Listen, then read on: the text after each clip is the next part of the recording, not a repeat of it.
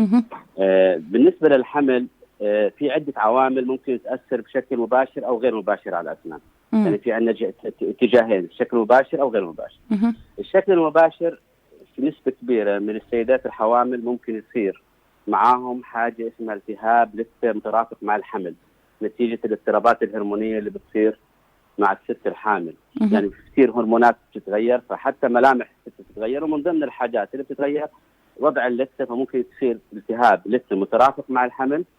هذا الالتهاب لو الست الحامل أهملته ممكن يتطور لأذية أكبر، لأنه الالتهاب معناها حتجمع بكتيريا، حيصير في عندها صعوبة بتنظيف الأسنان، فممكن يصير في عندنا شيء غير مسترجع بسهولة.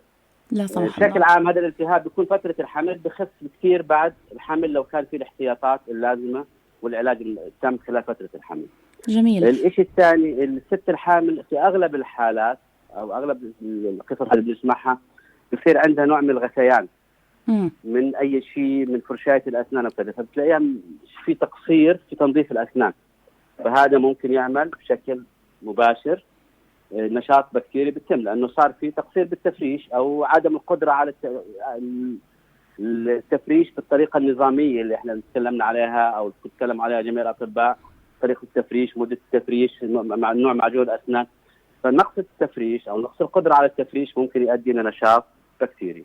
الشيء الثالث والمهم إنه بصير في الست الحامل بتحتاج لمقويات، بتحتاج لكالسيوم، لأنه عندها الجنين بيسحب نسبة كبيرة من الكالسيوم. صحيح. فنقص التغذية عند الحامل، عدم تعويض التغذية هذه بالمقويات طبعا عن طريق دكتورة النساء والولادة أو دكتور النساء والولادة ممكن يؤدي إلى مشاكل بالأسنان.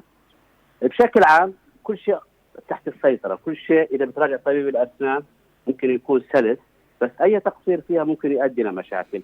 عشان هيك احنا نسمع من الستات الكبار أنا مع كل حمل بفقد سن، أو أنا أسناني خربت الولد الفلاني، هي لأنها أهملت أو ما كان في وعي صحي بشكل كامل.